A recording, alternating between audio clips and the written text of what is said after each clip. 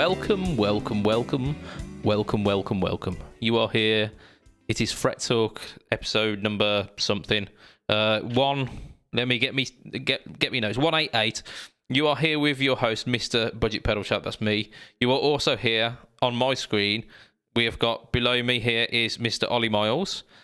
To the hello. This way is Mr. Lee. Blue. Say hi, Lee. I'm up above you. Not on my screen, you're not. And then over here. No, that's Here. That's the edge. Other way. Who is this man? Hiya. My name is Joe Kotzi. Thrilled to be here. Hey, and you happen to be like a quite important person within the world of guitar stuff. You are quite relevant at the moment, aren't you? Because I am just the bearer of good pedal news. That's always welcome. So introduce yourself to our audience and kind of what you do and who you work with and for and such. My name is Joe Kotzi. I'm the national sales manager with Eventide. So I basically manage all the accounts here in the States and the Americas. And I go to trade shows. I do pedal demos. And so today there's a big announcement. Ooh. Which is? We are releasing the new MicroPitch delay. Anyone would think that you planned that then? That was so seamless and smooth. And here's me like ruining the whole moment. Absolutely. So this is one of those iconic processing effects that so many musicians and engineers have used as their secret sauce in studios throughout the decades, right? So we finally put it in compact pedal form. Obviously, this is an algorithm that current H9 Max owners can take advantage of, but we've simplified it even further in a more tactile form factor. And obviously, this is the second release of our new .9 series of pedals, right? Is that the one with the black hole that you released not so long back? That was the first .9. Yeah, black hole, again, probably our most iconic reverb. That one came out back in September. But we're adding to the family. So yeah, MicroPitch delay is the next one up. And the reason we chose this algorithm, for reasons previously stated, it's just so widely used. And not just for guitars, right? For keyboard players, making monophonic synths just sound incredibly wide. And again, it's one of those effects that we call it the secret sauce because it almost works better subtly, right? You notice it when it's not there, right? Yeah. Most typically, guitarists have used it to thicken and add dimension to their tone. The most obvious example of this technique in that regard is Eddie Van Halen's tone, right? In the early records. He used the micro pitch shifting available on the H949 harmonizers. So that same technique is in this pedal now, right? Awesome. So, explain to us a little bit about what the unit does, because you've said it does some like pitch things, but it's got quite a few uses, doesn't it? Yeah. So, it's basically what micro pitch shifting is. It's pitch shifting within a semitone, right? So in this, as it pertains to this particular pedal, you have two voices. Each voice has a pitch shifting module and a delay module. Yeah. And one of the voices pitch shifts up by 50 cents. The other voice pitch shifts down by minus 50 cents. Now, this is a technique, again, that was widely used since the late 70s to just add that width, right? And it happens because of this shifting of pitch by just a few cents. It's like an automatic psychoacoustic effect, right? Yeah. The delays can be used as traditional delays, but they can also be used in short delay times to add even further width, right? Some people, I guess, would call that the Haas effect, etc. But again, the cool thing about that capability is that you can make MicroPitch delay sound like a slapback echo, or use the other functions like the feedback controls and the longer delay times to make it sound more atmospheric, reverb-like, if you will, right? And obviously, what's the unique character of this delay is that each iteration of the feedback loop gets pitch shifted up or down depending on your settings. So that shifting in the feedback path adds to this beautiful character. It adds character in a unique way, just creating washes that not many other pedals can do, right? At its extremes, you could actually make it pitch shift violently, if you will, like in increments, right? And this was a technique that people used on drums. So all over David Bowie records, they used this pitch shifting capability of the MicroPitch algorithm to add depth, right? So yeah, that's what makes it unique, right? This kind of like cascading pitch shifting process that happens in the feedback loop of the delays. Kind of weird how it feels like it adds life to the track, and then when you take it away, you're like, no, come back. The only thing I've got that I can really compare it to is the Dimension C, which is in a similar sort of way. It's kind of like a stereo, almost like a stereo panner, but it's not. And some of the settings on it were very, very similar. But the other thing it does remind me of is there's a delay that I set up with on my DD500, which is a Van Halen delay, and it's the SDE 3000 delay, which is a dual delay.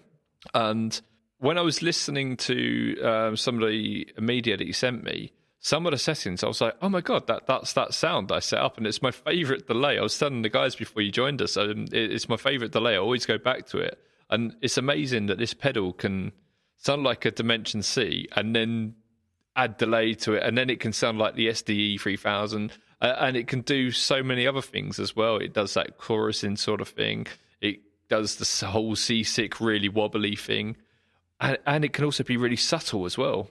Yeah, there's no way of saying this without sounding kind of pretentious, but when we started making harmonizers and then ultimately ultra harmonizers, they were priced out of many musicians' capabilities, right? So the only way you had access to these effects were going to high-end studios or the studios of the day, right?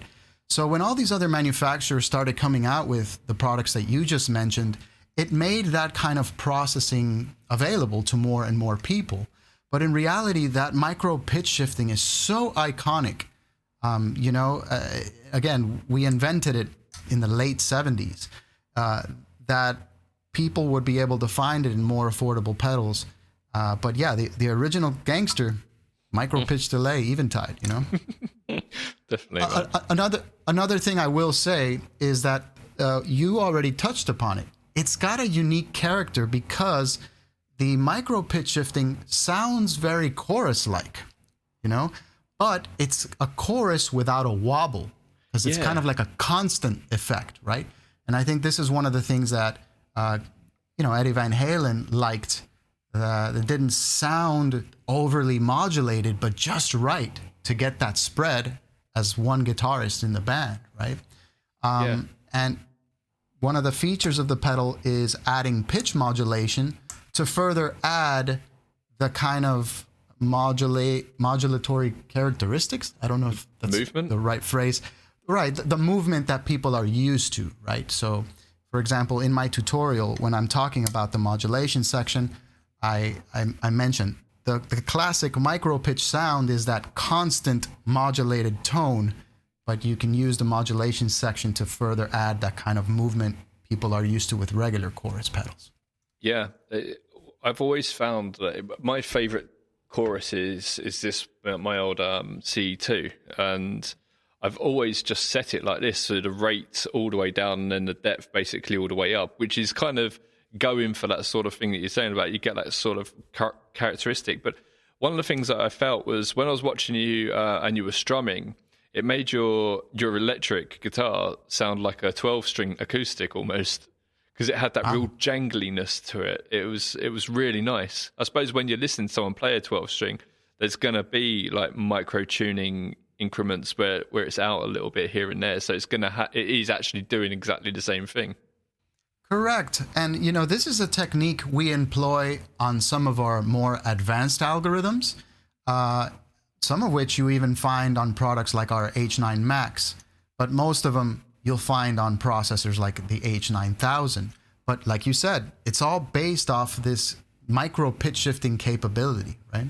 Yeah, exactly. We have got a question that's come in from Mark Wall. It's not really about this so much, but I'll hit us with it. He says, firstly, let me start by saying thank you so very, very much for doing the interview. But secondly, when is the H10 coming out? So, yeah, you're obviously going to give us that answer, aren't you? The H10? I'm sorry, I don't follow. Isn't it already out? The HX? That's H10, right? Is that HX out? HX Stomp? Oh, yeah. Oh man. Come on, you can't tell me that what? HX doesn't really mean H10. Come on. It says it right, it says it right there. HX. Not gonna lie, I'm a fan. I own HX Stomp. I love it. But H10, no, there's nothing in the pipeline right now. Jay, mate, you need to upgrade to one of these. Yeah, dude, those things are killer. Ooh. One of my guitar buddies, Scott Gaylor, showed me that, and I gotta tell you, killer pedal, man. Yeah, it is. I've been using it for an awful lot recently, and it's just I've been recreating very complex pedals in patches just to see for something I'm working on. But it's it is such a good unit. It really is. Oh dear. Especially given how compact it is, Yeah, it's exactly the same unit as the big one. Exactly the same processing and everything as the big one. It's just incredible. Absolutely mad. Yeah. So the H9's been around for ages. How old is that now? I think it's 2015, if I'm not mistaken. Yeah. So that's when the first iteration, the H9 standard was released. Then we released the Max version and then the Core.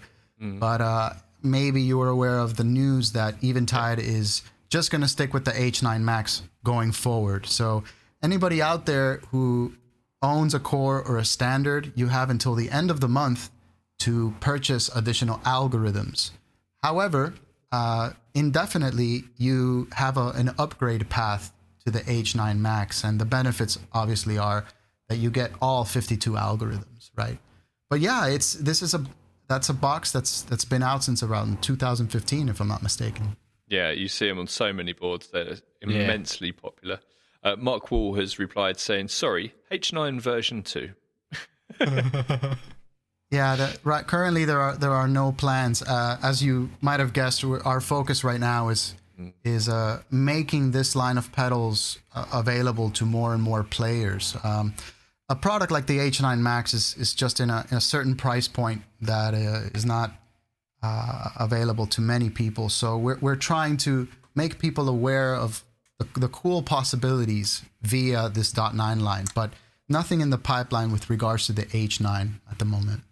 Yeah, that's it. These are really, really handy because they seem to just make a little bit more sense of the. You don't get the option paralysis sort of thing going on that you can with something like the HX Stomp and these sort of things where, not in a million years would you be able to use every single effect and everything that's in here and like master it. But when you get a single pedal like the MicroPitch, you can master that. But there's more to that than meets the eye, isn't there? Yeah, crazy. Many players have always told us that some of our other products, H9 Max and even our Factor series stuff like the Time Factor and Space, they're great, but they just seemed overly complicated. And what we decided to do with this line was just really focus on how pedal users typically experience other brands, right? You'll notice there's not much nomenclature on the front panel. It's straightforward. there's no display showing you what exact, parameter setting you're at or any of that. So it kind of forces you to use your ears, which is, I think, a great thing. But there's a feature on it that gets around that as well, isn't there? Because you've got the two different types of way of setting the subdivisions, haven't you? So you've got the delay time that you can set, or you can press and hold the button above the tap, I think it was, and then it turns the delays into subdivisions. And certain cents are one subdivision, then another one is another subdivision, and so on and so forth. So you managed to answer that for people who want it to be precise, whilst letting everyone else use their ears, sort of thing. Yeah, there are two modes with the pedal: time mode and tempo mode. Tempo mode is what you referred to. It allows you to access notes that are subdivisions of the current BPM. And if you really wanted to see what knob position corresponded to each subdivision versus just listening for it, we do have an application called Eventide Device Manager that makes it more obvious. But most of the times, at least the way I set delays, it's a feel thing, right? You tap your tempo and then you turn the knob until you get that kind of interplay between delays that is what you were looking for your music, right? So, but yeah, if you really want to be precise, there is the Eventide Device Manager software that you can access using the USB port on the back of the MicroPitch delay or the black hole, right? But again, so when you're in time mode, you can sweep this in milliseconds, and when you're in tempo mode, you're actually accessing subdivisions, like you said. I was quite impressed with the maximum amount of delay time. It's so you had on one mode it was 3 seconds, and on the other mode it was 6 seconds. That's a long time. Wow. Yeah, again, a lot of people demand more and more from their delays nowadays. So looping is something essential for a lot of sound designers or modular guys who are performing over motifs, right? So that's why, in this day and age, with the kind of processing power available to us, it's a necessity to have that much delay time. Yeah. I can see this being used not just on a lot of boards, but also on a lot of studios and these sort of things. Once you've processed your guitar and get it on there and start using it, because it's much smaller than the rack unit would be, but it's still giving you all that processing power.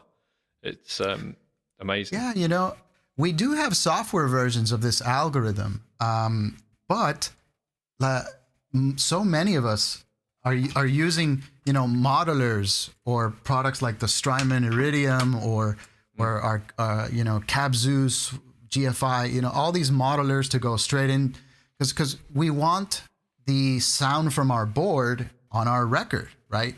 And we can use plugins and all that, but when it comes time to take those sounds on the road, you got to reprogram everything. Versus where if you do it right off your pedal board using the Sims and all that, I don't know. It seems to me like it would be more accessible and more fun to tweak knobs than it is mouse knobs on plugins, right? Oh yeah. But again, everybody has their techniques. I'm not knocking anybody. I'm just, these are there's so many ways that we can use to take advantage of the tools that we have, right?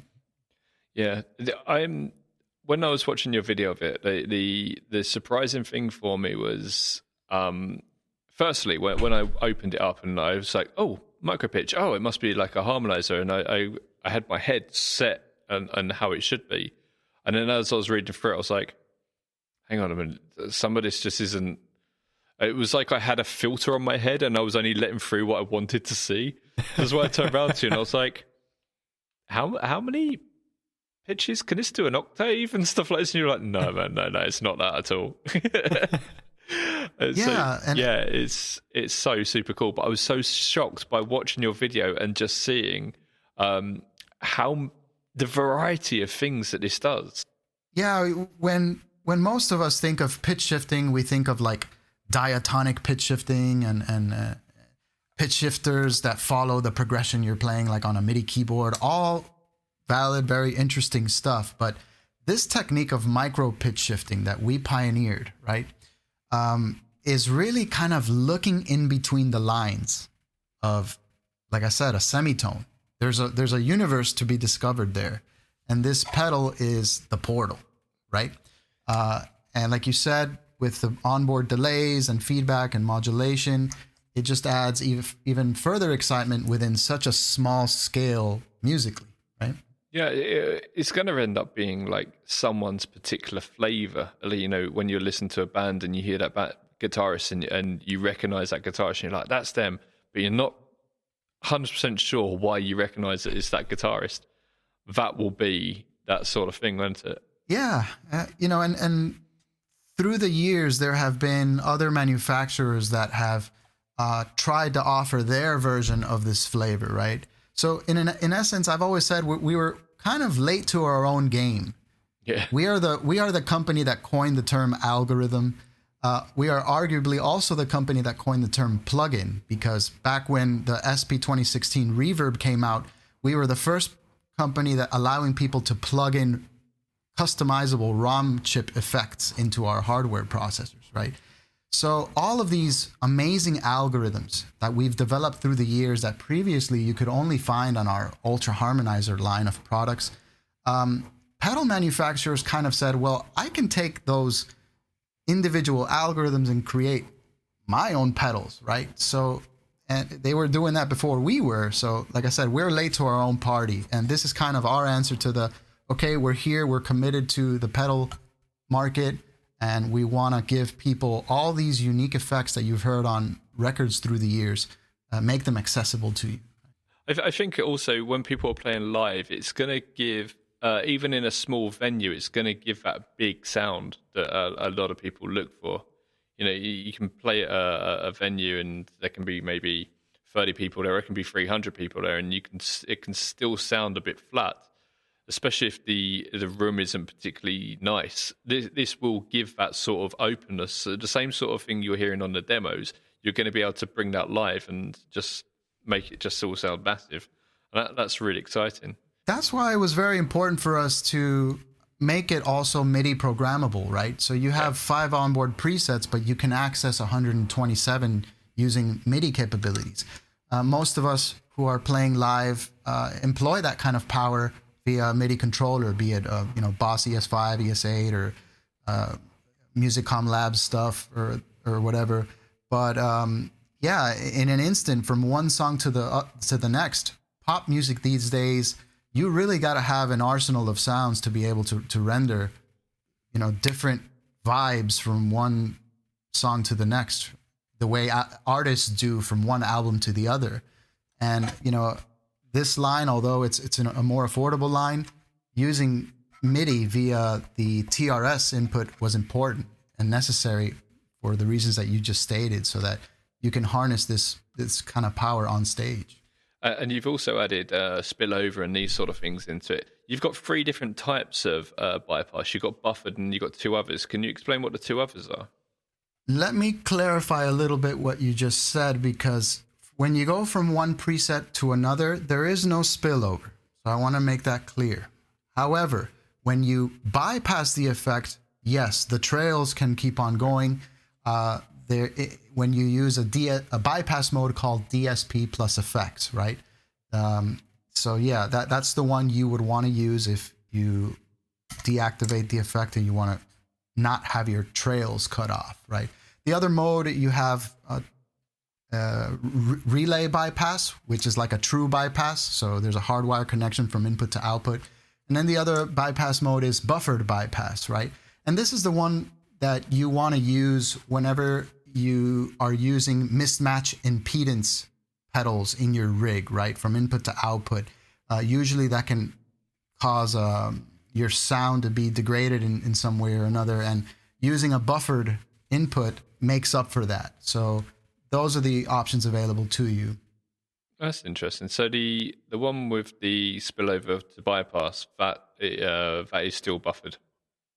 Correct. Yeah. Correct. We call that just DSP buffered, right? That's why it's DSP plus effects. So you get the buffered input plus the effects trails. There's also kill dry, because I'll answer a question that we might get during this. This is not an analog dry path pedal, right? It's fully digital. So if you are one of the purists out there, you can put the pedal in kill dry mode so that you can run an analog parallel signal to it, right?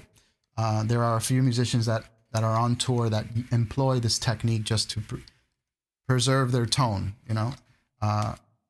And basically in kill dry mode, the mix knob acts as just like an effects level control, right? That's interesting. See, when I was watching the video of it, when you were, bypassing it and then kicking it on with all the effects off, I couldn't hear a difference. Now I know that's through a YouTube video and these sort of things, but I've got pretty good ears, and I've watched a lot of these, played a ton of pedals, and I can usually hear the difference when the pedal's on, and what people would call the tone suck and that sort of thing. Didn't hear a thing, not a sausage. So was I wrong, or is that something you've nailed on that? Again, that's the way pedals ought to sound, right? They're not. Yeah. When you have them off, they're not supposed to color your tone. And usually, if a pedal does color your tone, it might indicate a problem like mismatch impedances, right? In some cases. But again, we pay very close attention to that. In fact, on our newer line of pedals, we're tapering the range of the knob to give you a greater sense of the dry signal. So basically, when you put it at in the middle, some people would think, oh, that's an equal amount of dry and an equal amount of wet, when in reality, that point is somewhere more like there, like 2/3 of the way up. We do this so you have a greater sense of the dry signal through a longer portion of the range. That way, none of the effects sound overly wet, etc. Right? So these are the kind of things we're paying attention to with regards to preserving your tone, and so that's why we did that. All right, okay. Let me ask you one more question. What was the first Eventide pedal? Because you've been going 50 years now. Not you, obviously. You're only 28. But what was the first one? Well, not necessarily pedal, but the first unit. I'm not sure I know the answer to that, and I should, but I think it was the time factor. I may be wrong. It was either mod pitch or time factor, because those came subsequently in close proximity to each other. I know the last one obviously was the H9 line, then space, but I'm not sure which one was first. It may have been mod pitch or time. You got me there. I should know the answer to that. Do you know what the first? But it was one of the members of the Factor line, right? And this predates all the Strymon stuff and all that. We were the first ones to kind of codify advanced algorithms into like a pedal format. Well, actually, no. There were others. Digitech made some great products back in the day that were pedal formats. I remember owning the Digitech RP1. I thought I owned a studio's worth of effects in those floorboards, right? But in terms of pedals that were like 3-button compact, the Factor series from Eventide, I think, really pushed the boundary there a little bit.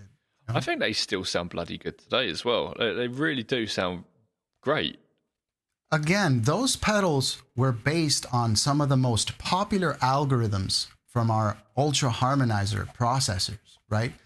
When you own something like an H9000 and you look at just the sheer number of parameters available to you within these algorithms, you go cross-eyed. There's a lot of power and control there. So with that Factor line, we decided to take the most widely used effects and kind of condense them into like a 10-parameter paradigm. So it would be a little more translatable to pedal users, right? But yeah, those algorithms, they're the same ones in essence as you've heard on records through the years. That was the whole goal with that line, right? And yeah, those pedals are a couple years old now, but those sounds are not. Those are still very advanced, very powerful ways of processing audio that are still useful. You know, you'll find them in the H9 Max. Yeah. I remember you still see them on a lot of boards, and they are bloody good, really, really bloody good. And like then it came out with then the Strymon stuff came along, and then Boss started catching up with them and bringing out their own versions. But again, you kind of kick-started a big revolution there. Again, we're celebrating our 50th anniversary, and the company started back in 71, 72. We were the company that brought digital delay to the audio industry. We were the company that brought pitch shifting to the industry. Effects like reverse delay, reverse reverb. We were the first ones. And then we were the first company to do presets on a hardware processor, right? So imagine that. And one of the things that we pride ourselves on was that since the days of the SP 2016 Reverb, which was actually a multi-effects processor, we have given our sound design software away for free to anybody who could code and had the adequate system. So you yourself could design your own effects and incorporate them into our boxes. So right now, if you owned an H9000, you could actually download VSig and open up some of our algorithms and create your own or make edits to existing ones and create new sounds, right? So this is something we've always done, and maybe to our own detriment, because it's probably been used as a learning tool by others to expand, the effects horizon, etc. But nonetheless, what I'm getting at is 50 years, and a lot of these sounds that were previously only available in high-end processors, now you can get them in affordable packages, right? Yeah, you hear of all these companies that were like, oh, this person used to work at line 6, this other person used to work at line 6, and so on and so forth. That includes people like Strymon, and there's so many companies out there where, I think Ferris are another one where they used to work at line 6 and so on and so forth. And there is a huge chance that they've used your software to kind of like learn how to make their own. So that's very generous. I mean, I find that incredibly beautiful, because thanks to that and people's creativity, they're going out and starting their own companies, like Strymon and Maris, and just coming up with insane, awesome processes, and that's exciting, man. Nowadays, the knowledge is available for anybody to capitalize on, and these new coders, this new talent, just bringing more to the table, finding new ways of using similar techniques, or I think it's wonderful. It's what's also inspiring our own developers to further the arts of audio processing. Right? Yeah, I'm all for it. Nothing better than a bit of competition, is it? to spur you on. Absolutely. Yeah. Especially as a musician, as a musician myself, I want unique, unheard of sounds. Yeah, this is great. So let's open it up to Mr. BudgetPedalChap and Ollie. How would you guys utilize the MicroPitch? Good question. Good question.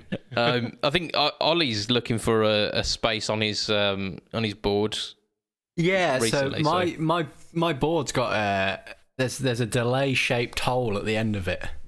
After everything else, there's a delay shaped space, and it's almost convenient that this was announced on the day that I was looking at delay pedals. Yeah, oh man, especially considering a lot of the stuff that I play and will be playing hopefully over the coming months. That sort of super wide lead sound, like the Van Halen thing, and arguably probably like Def Leppard and all that, because they're all renowned for ridiculous amounts of effects.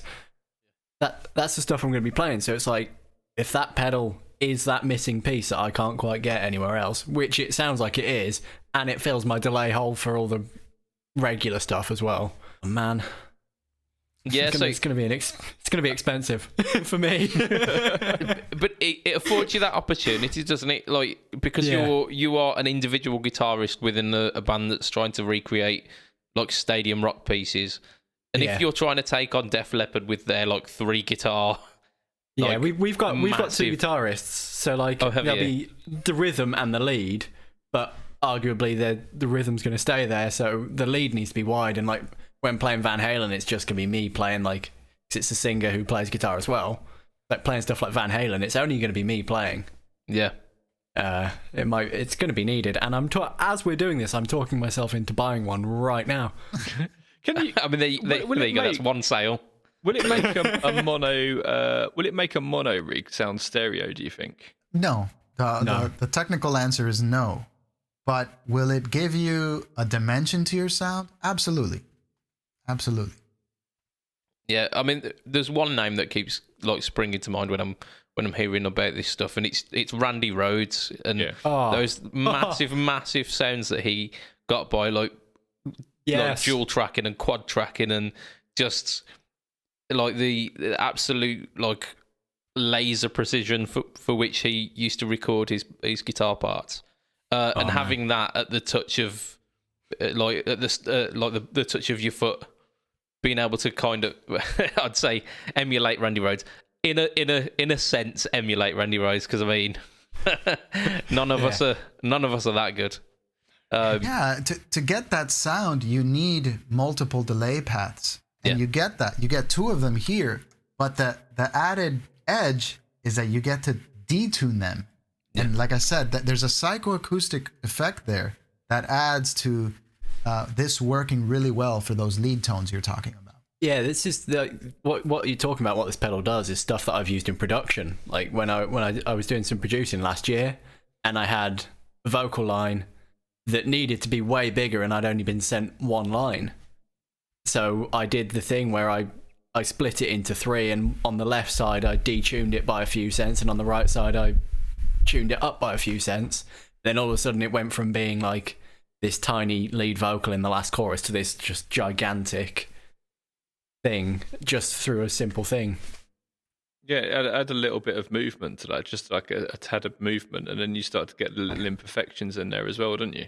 Yeah, exactly, and it just works, and it's whether it's magic or science or what, it just works, and there's no, It's another way of doing ADT, right? ADT previously, in the old days, people used tape machines and use that echo to kind of do double tracking things. This is in a similar way does it, but giving you shifts in pitch, right? But again, it's a very unique sound, and it's made it onto a lot of records because of that. Joe, what's your favorite effect? Don't say the MicroPitch. Let me tell you, it's hard. It's hard to give you one favorite, but on an H9 Max, my favorites are Pitch Fuzz, which is an algorithm that combines fuzz distortion, 3 chromatic harmonies, and dual delay, and you can kind of make the delays arpeggiate with one another, etc. So that's one of the H9 exclusive algorithms that you'll find on the Max. Got to hear that. Second to that, I need to hear that. there are plenty of videos on our YouTube page that you can check out. After that, I would probably say Mod Echo Verb. It's a reverb that combines modulation, echo, and reverb, and instantaneously, to my ears, it sounded like the intro to Pull Me Under from Dream Theater, right? That epic kind of full clean tone reverb that you hear on those first few notes. When I played that as a new H9 Max owner, I was like, what is this? This is like when I had first joined the company 6 years ago or whatever. So that's the one I always go back to, and but then there have been so many interesting releases, like the Tricera Chorus algorithm. That was the last H9 Max algorithm that we released. For any Michael Landau fans there, this is an algorithm for you. It is based, you can achieve 2 different types of chorusing. The classic bucket brigade that you hear on some of the pedals that you shared, or the Ditronics tri-chorusing that he was known for, right? So that algorithm gives you 3 voices, And on top of that, you have a micro pitch shift detuning circuit all built into the same thing. So if when I'm a heavy metal guy, so I love those like chorused clean tones, and that is the algorithm that gives me those tones, So I remember when I could go on and on. I could start telling you about algorithms that only exist in the H9000 harmonizer, but obviously what about not accessible to most. What about outside of Eventide? Are you allowed to say? Absolutely. As you can see, I own a lot of Maris pedals and Earthquaker Devices pedals. I particularly like all the glitchy corruptor stuff, right? Yeah. Love the data corruptor. We've got a great video of that. As you can see, I really love the HX Stomp and the variety of models that you get with it. When I do my video tutorials, this is what I'm using as an amp, right? Because instantaneously I could go from a stereo setup to a mono setup when I need to, right? But more importantly, it's just the sheer amount of quality models that are in here, right? And when I'm playing in the garage with my friends, I also use this small setup, right, along with my H9 in the effects loop. But yeah, I have my collection of drives, etc. So I have some Pharaoh fuzzes there that I really enjoy using. That King of Tone up there in the middle at the top. Yeah, that's a must-have. A lot of people want to hear how our effects sound in their rigs, and that just seems to be a staple in a lot of touring musicians' rigs. I can see the black hole up there at the end as well. That's been on my board since I got it. It hasn't moved. It's absolutely, even with the GT 1000 on my board, even though it's got a load of reverbs on it. I haven't taken, because it just doesn't do the same thing. That black hole is quite unique. It's very you can up there. You can see the Earthquaker Devices afterneath. I really love that effect right there. Other than the Boss CE2W, I love the Julia. So that's another analog chorus pedal. I've just bought a new one out as well. My favorite drive is really the Timmy, and it's a very basic overdrive. But I saw that. Timmy is what I use to kind of beef up my tone when I'm. Yeah, that Timmy pedal is sick, man. It is. What do you want to talk about now, boys? I reckon it's about time that we do the next couple of stages of the Pedal World Cup, because we've got a special guest on here, and it might even out the scores a bit. We've had a few ties. So just to kind of explain what the Pedal World Cup is, basically we've gone through like a tournament World Cup style of kind of classic pedals, and we're trying to find the ultimate winner. It's soccer, Joe. It's soccer. Soccer. Football. Indeed. So yeah, today we've got quite a face off. We've got two absolute classics that are facing off against each other, which is the Ibanez TS9 versus the Dunlop Crybaby. So in our first round, we're gonna kind of sing the praises of either or both, and then we have to make a decision on which one, as well as those in the audience as well get to vote on this. Which version of the TS9? Well, which version of the Crybaby? You're getting very specific here. Yeah, which version of the Crybaby as well? Because there's 1,000 of them. Exactly. He's been very specific on certain pedals, and then as vague as you want. Like with certain things, it's like the Dallas Arbiter Rangemaster, and then you've gone for the Dunlop Crybaby. But then if we're going for like the Dallas Arbiter Rangemaster or the Solar Tone Bender, and I can't remember what fuzz face it was we went for, but I think that was a Dallas Arbiter, wasn't it? We should have gone for the Gen Crybaby, surely. The answer to that question is whichever is your favourite of each. Very diplomatic. So the best of the Crybabies for yourself versus the best version of the TS9 for yourself. I mean, because as Lee did say, we went as vague as saying the Big Muff, and we all know that there's about 5 billion different variants on that, and that's not including like the JSA mods and exactly. So I didn't want to like exclude people's favourites, so I was a little bit vague in when setting this up. So we've got our first one is TS9 versus the Crybaby. So we've got to argue our points. Our good friend Lowell just called you Vague Mister. Vague Meister, yeah. Okay. So out of these two, I think in terms of pedal that I would get the most use out of, because I own both. I've got a Crybaby Classic there, and I've got various Tube Screamer iterations ranging from like the Moor Green Mile to like the Ibanez Mini, and I've got some like boutique Tube Screamer variants down here. I think if I'm thinking about how much I step on these during a show, the Crybaby might get one or two songs. The Tube Screamer is guaranteed almost every song. You're such a dad guitarist, aren't you? Unashamedly dad. Unashamedly, yes. Very much so.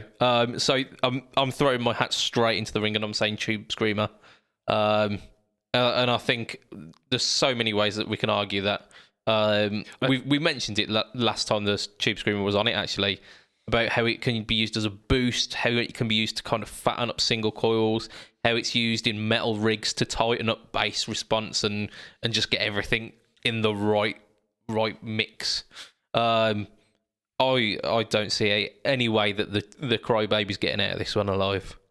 Tron does all of that better. Do you know what? Two guitarists that made me want to play guitar were, I'd say one's a guitarist, one's a band, and the main band was going to be Metallica, and you know that's all wild air, and then the main guitarist was going to be Joe Satriani, and there's so much wild air.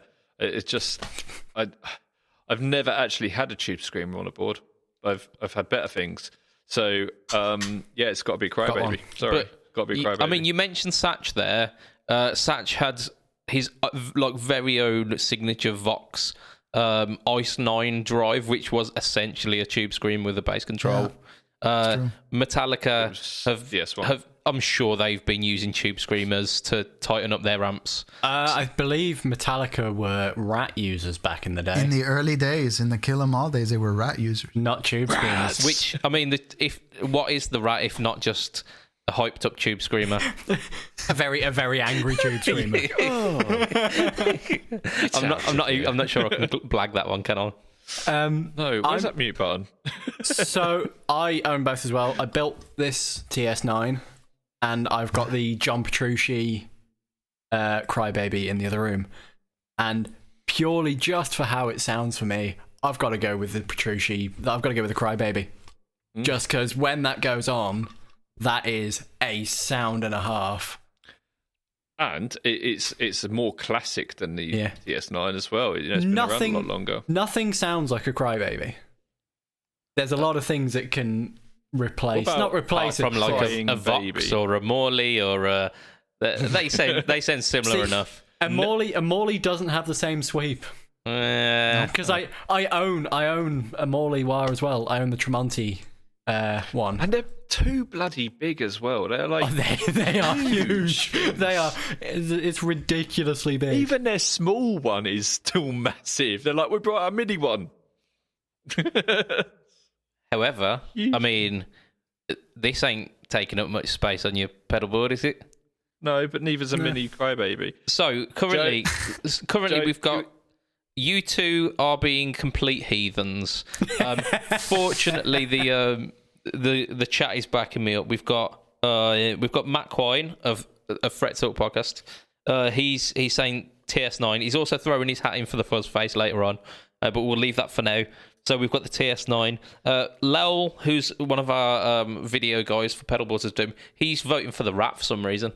So it's not even an option, though. Come on, valid entry. That is a valid entry. Yeah. So we've got one for the Rat, even though the Rat's not in this race.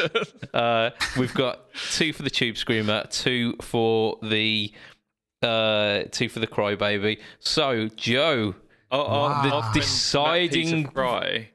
I'm afraid I'm a biased opinion here, but I guess it really depends what music you play, right? For so many Are you going to tell decades. us? Are you going to tell us that Eventide invented the wah? The Q-wah algorithm from the H9. No, I'm just kidding. What I'm getting at is, for so long, the Crybaby was the pedal guitarists used to stand out, right? Funk guitar players, R&B, early rock days. That was the pedal, man. And however, my upbringing, for the reasons already mentioned, it was that secret sauce. If we're talking about secret sauce pedals, TS9 is the secret sauce pedal that forced so many amp designers to rethink their circuitry, right? Because they were like, well, why are these people using this pedal to enhance my amp? My amp should be doing this automatically, And I'm going to have to say the TS9 for those reasons. But again, I'm biased because I'm a metal guy, and that was just the pedal that you stuck behind the amp to give it that extra magic. I know there's a reason I like you, Joe. Think about how well Zach Wilde uses a wah pedal. Think about how badly Kirk Hammett uses one. Yeah, and still, it made me want to play guitar. That's the entire reason why the wah now no longer is that kind of thing to stand out above the crowd, is for overusing reasons. Yeah, I mean, for me, I had to pick the Crybaby because Slash was one of the reasons I got into guitar.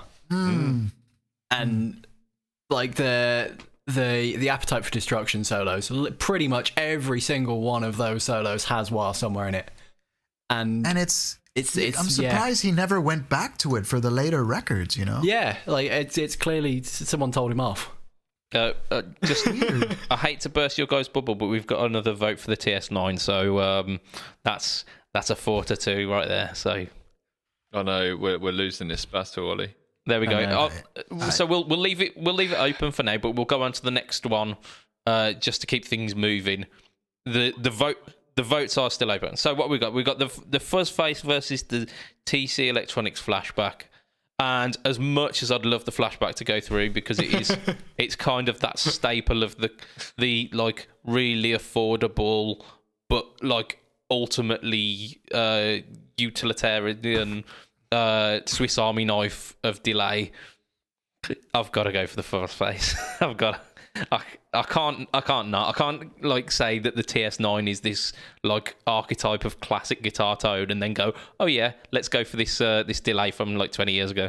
No, not even that long. Like 10, if that. What the most Flashback? Which one are we pitting? Are we pitting the Flashback with? Yeah, the Fuzz Face. The Fuzz Face. The Dallas Arbiter Fuzz Face, whichever variant of the Fuzz Face you decide is. I would personally go for the Germania. There's no complaint. No. See, I've got a lot of respect for the Flashback. I really do, because when many years ago, when I couldn't afford things like the Time Factor and the Timeline, DD500 wasn't even out back then. I couldn't afford these things. But the Flashback x4, what was affordable, and it had this great looper built into it as well, and it was. It gave me a lot of things. So I had one, ended up sending it to my cousin, like more or less giving it to him, because it was just, he wanted a lay ped, and I was like, look, don't spend your money on that. Just here, have this for the same money. And because I wanted him to have something good. And I upgraded to the DD500. But yeah, I got a lot of respect for it, but it's not the Fuzz Face. It's not even close. Yeah, and I think the phrase that we've been muttering the past kind of 4 weeks or so, that at this point in the competition there are no losers. They are all like fantastic pedals. It's just we're now looking at the kind of the creme de la creme. It's like a primary school sports day. Yeah. You all get a medal. You all win. No, but it genuinely is. Like, if I had a pedal board that had all of the kind of semi-finalists from this, I would be a happy guy. Like I would have a Crybaby on there just because. Why would you not?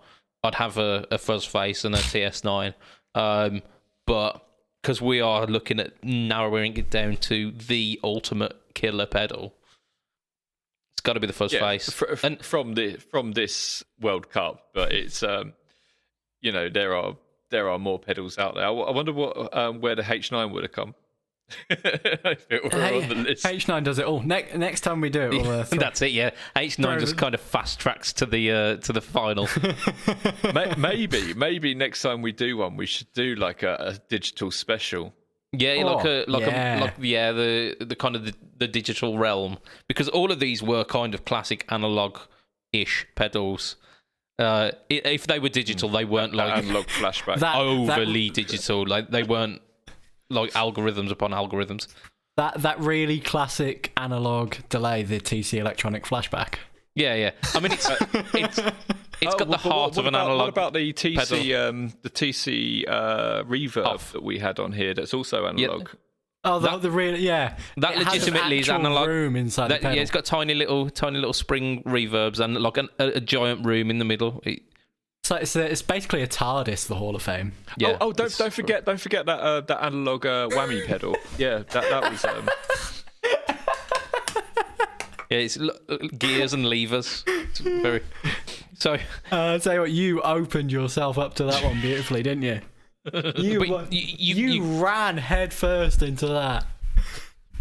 You get what I'm saying? Like they are individual effects, aren't they? It is the TC Electronics Hoff is a reverb. It's not a reverb that also will change your pitch and add a fuzz and all of this. It's just a reverb. So until you start going in and editing all the tone prints, and then you turn it into a chorus. I mean, yeah, you could do. Yeah, you could do. So I think we've got 3 on for the fuzz face. I think we've even got 2 more in the chat saying fuzz face. So, Joe, I think this is largely a moot point here. But if it wasn't, what would you be voting for? I just think from a utilitarian standpoint, the flashback is my choice. Number one, TC is also one of those giants, right, of the digital audio world, and they've been doing amazing stuff for years. I owned a G-Force, and world class, and I always thought that the tone print concept was incredible and so much fun, and it extended the range of capability of that pedal. So that's the reason I would choose that. Hard to not consider the fuzz face iconic effect, but one-dimensional in my view. So for those reasons, I would go flashback. Oh yeah, you might not have a flashback if the fuzz face, the Dallas Arbiter fuzz face, and it never existed. I don't know how you make that correlation. Well, just because it was like one of the very, very first pedals. So it started a pedal boom, and people innovated. I see. Yeah, it's a very tentative link. So you're kind of going back to the beginning of the universe here. Yeah. It's like the butterfly it was a big effect. bang pedal. Yeah. We are taking in. We have all the way along taken into consideration its effect throughout history, a bit like we did with the Crybaby, and then still went for the TS9, Joe. But my man, Joe, don't bring up the blue box either. He'll get it. He'll start crying. He gets a little salty. The blue box drew against the TS9, and then Mr. BudgetPedalChap had to call it. I asked for an independent adjudicator, and they said TS9. They actually laughed when I said blue box. So I like how you got to choose who you asked. You probably knew they were going to laugh when you said it. I mean, I did ask the president of the Tube Screamer fan club, so association. Yeah, there probably is one. Let me tell you. TS9 appreciation. It's going to be Josh from JHS. Let me tell you, that bonsai pedal, I'm jonesing for that thing, man. Yeah. I've got that one. The muffletter. It's so good. Nice. Yeah, very, very good. That. Indeed. I mean, that's pretty much the muff that I suggested for the Pedal World Cup is just all of the muffs. all the muff. I will take all of the muffs. Indeed. So I think we've wrapped that there pretty much. We've got a TS9. We've got the fuzz face. To be honest, that went the way that I would have expected. It was a lot closer for the TS9. I thought that would have absolutely stormed it, but it was close. It was a close race. But we tried, Lee. We tried. We got there. I mean, I'm still upset that the TC Mojo hasn't made it through. Didn't you have like 3 of those at one point on your board? I mean, I still own 3 of them. Yeah. Is there going to be a 3rd and 4th place match? Oh God, no, probably not. That's just yeah. It's you got to go by World Cup rules, you know. We get confused enough just doing 1st and 2nd place. Yeah. yeah. God. But Right. we might do it though. We might do it on the final. We might do like a little bonus for the last one. Gentlemen, we need to bear in mind that our friend Joe has to run off to another live stream very shortly. Indeed, so of course. Shall we wrap things up for today and do our what you've been up to's and new pedals and everything next week? We can do. Yep, we can do. It's been an absolutely wonderful cast. I've really enjoyed learning about this new amazing, essentially Randy Rhodesizer. Yeah, I'm gonna go and spend a lot of money. Indeed. So there you go. I mean, it was worth it because you've got at least one sale there. So that's it. You just need to. I think I need one. Individually convince people on hour-long podcasts that they need to buy it. Oh, One you know an what? hour. If Ollie's getting one and I've got one, then because mine's going to be on its way soon as well. I'm really excited to play it. We're just going to be talking about that for the next couple of months. Yeah, we're going to have this exact same podcast in 3 weeks' time, where I'm just sitting there going, "Okay, guys," and because it does line effects, because it does line level stuff. What I'll do is when we live stream, I will have run yourself through the. I'll run my voice through the pedal. Nice. That'll be fun. That'll be a lot of fun. It's just like, wow, Ollie sounds really, really beefy this week. He's like, it sounds like massive. Testosterone has hit him like a truck. Oh man, that's fun. Indeed, yeah. I might have to try that. Indeed, yeah. Yeah, please don't, because we've had it where. Certain podcast people have sent me audio that has been affected. So please, if you're gonna do that, at least save me the unaffected audio. I think I did that once deliberately. I think I sent it with loads of reverb. That's you. Hello. Oh my gosh, that's funny. Right, so let's wrap this podcast up as we usually do. So, I mean, it's been an amazing journey this week, and thank you, listeners and viewers, for joining us. If you want to support us in an extra special way, you can be one of our Patreon backers, which is patreon.com/FretTalk. I'll do that again, because that was exciting. Yeah. You mean like the guy who uses the crybaby? Indeed. That slash. Yeah. I mean, he probably has a TS9 as well. He's I'd be very surprised if he didn't have one. Only if it's branded by Gibson. Just shoot it in the yard with a shotgun or something. Well, I mean, he's an MXR guy, isn't he? He's got a few MXR pedals. However, we are doing the end of a podcast. Let's mention our Patreon backers. So we've got Mr. Andrew Bimpson. We've got Mr. Adam Yeomans of Chev Tone Effects. We have got Mr. Doug Christ of 37 Effects.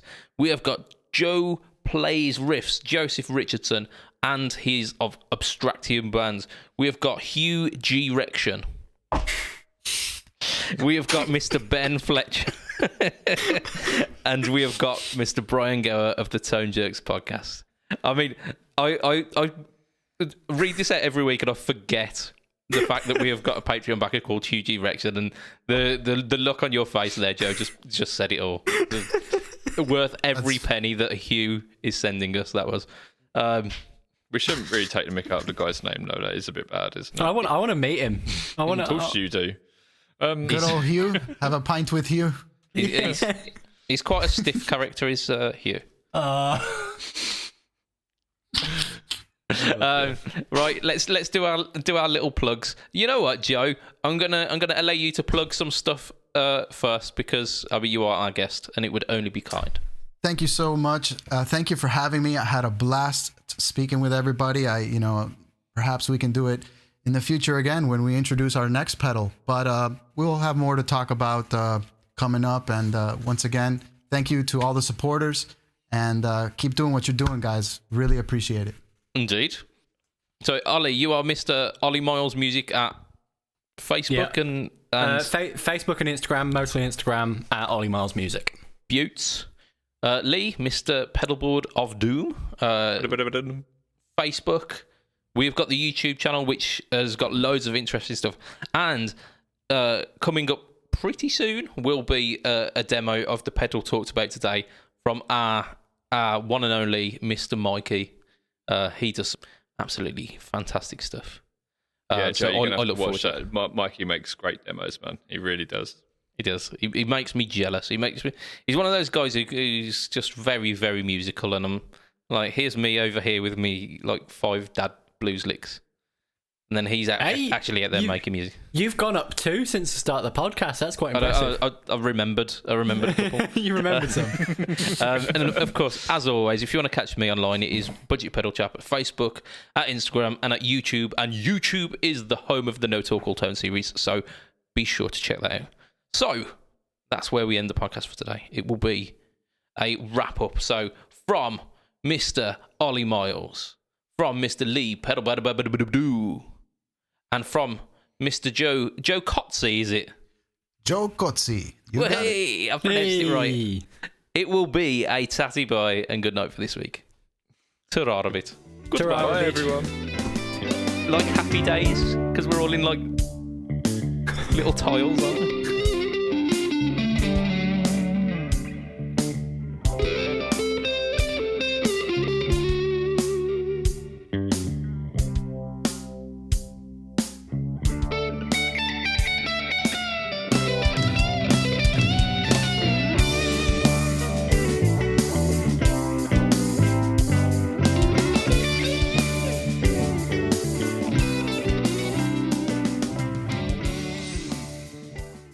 The worst pub I ever went to was called The Fiddle. It was a real violin. Violin. Violin. Oh, gosh. This guy gets it. Yeah. Oh. Come on, gentlemen. Get with the program.